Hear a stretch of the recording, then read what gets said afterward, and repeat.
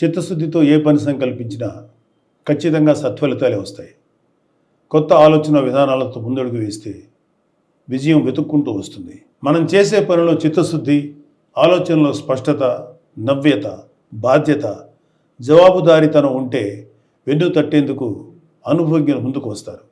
ఈ మాటలు ఎందుకు చెప్తున్నానంటే, ఆంధ్రప్రదేశ్ ఉప ముఖ్యమంత్రి పవన్ కళ్యాణ్ గారు తనకు అప్పగించిన బాధ్యతలను చిత్తశుద్ధితో నెరవేర్చే శక్తి సామర్థ్యాలు పుష్కలంగా ఉన్నాయి. తను చేసే ఆలోచనల్లో ఆచరణాత్మకత, కొత్తదనం కలిగిన వ్యక్తి.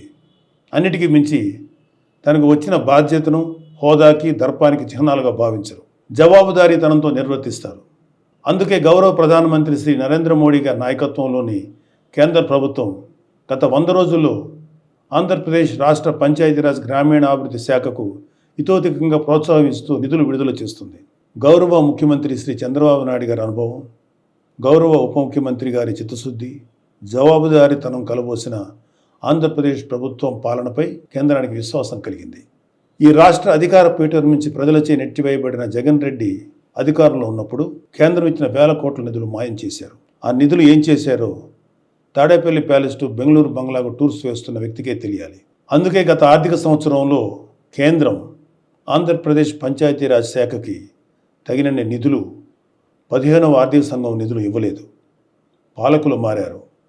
శ్రీ పవన్ కళ్యాణ్ గారు పంచాయతీరాజ్ గ్రామీణాభివృద్ధి శాఖల బాధ్యతలు చేపట్టారు. ప్రతి విభాగంపై అవగాహన పెంచుకున్నారు. నిధులు తీసుకురావటమే కాదు, ఏ విధంగా ఎంత జవాబుదారీతనంతో ఎంత ప్రజా ప్రయోజనకరంగా ఖర్చు చేస్తామో చెప్పాలని సంకల్పించుకున్నారు. అందుకు అనుగుణంగా తన శాఖలోని అధికారులను, ఉద్యోగులను సన్నద్ధం చేసుకున్నారు. కాబట్టి ఉపాధి హామీ పథకానికి ఈ ఆర్థిక సంవత్సరంలో 4,500 కోట్ల నిధులు మంజూరు చేసింది. ఉపాధి హామీ పని దినాలు పెంచింది. ఈ నిధులతో 66,20,000 మందికి ఉపాధి లభిస్తుంది.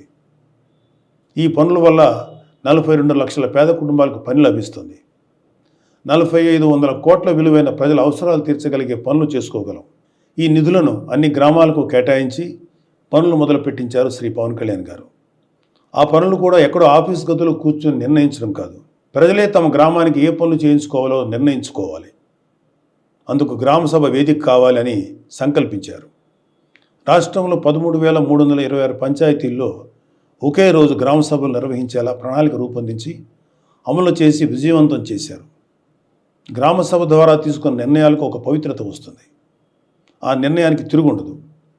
అదేవిధంగా గ్రామసభ తీర్మానంలో లేని పనులేవీ చేయలేరు. స్థానిక ప్రభుత్వమైన పంచాయతీలకు మహర్దశ తీసుకొచ్చేలాగా గ్రామసభలు నిర్వహించారు. ముఖ్యమంత్రి గారు, మంత్రులు, ఎమ్మెల్యేలు, ఎమ్మెల్సీలు, ఎంపీలు, కలెక్టర్ నుంచి ఎంపీడీఓల వరకు అందరూ గ్రామసభలో కూర్చొని ప్రజల నిర్ణయాలు నమోదు చేసుకున్నారు. యావత్ దేశం ఈ గ్రామసభలను పరిశీలించి ఒక మోడల్గా తీసుకుంది. కేంద్ర పంచాయతీరాజ్ గ్రామీణాభివృద్ధి శాఖ ఆ రోజునే సానుకూలంగా స్పందించింది. ఈ స్ఫూర్తితో అక్టోబర్ 2వ తేదీన దేశమంతా గ్రామసభలు చేపట్టాలనే ఆలోచనలో కేంద్ర ప్రభుత్వం ఉంది.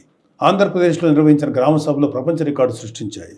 రికార్డు పత్రాన్ని వరల్డ్ రికార్డ్స్ యూనియన్ ప్రతినిధి నుంచి ఇటీవలే శ్రీ పవన్ కళ్యాణ్ గారు స్వీకరించారు. ఉపాధి హామీ నిధులే కాదు, 15వ ఆర్థిక సంఘం నుంచి కూడా నిధులు సాధించారు. వెళ్ళిపోయిన వైసీపీ వాళ్ళ మీద నమ్మకం లేక కేంద్రం నిధులు ఇవ్వలేదు. పవన్ కళ్యాణ్ గారు కేంద్రంతో మాట్లాడి 1987 కోట్ల రూపాయల నిధులని కొద్ది రోజుల కిందటే మంజూరు చేయించారు. ఉపాధి హామీ నిధులు 4,500 కోట్లు కావచ్చు, ఆర్థిక సంఘం నుంచి సుమారు 987 కోట్లు కావచ్చు, కేంద్రం నుంచి సాధించింది ఆంధ్రప్రదేశ్ పంచాయతీరాజ్ శాఖ. అది పాలన చేపట్టిన 100 రోజుల్లోపు. 100 రోజుల్లోపు నిధులు సాధించడమే కాదు, వాటి వినియోగానికి ప్రణాళికలు రూపొందించి అమలు చేయడం విశేషం. అది ఒక నాయకుడు చిత్తశుద్ధి, జవాబుదారీతనం తాలూకు ఫలితం. ఖచ్చితంగా ఆంధ్రప్రదేశ్లోని పల్లె పల్లెలకు మంచి రోజులు వచ్చాయి. స్వర్ణ పంచాయతీలు అనే కూటమి ప్రభుత్వం లక్ష్యం ఖచ్చితంగా సాధిస్తాం. నమస్తే.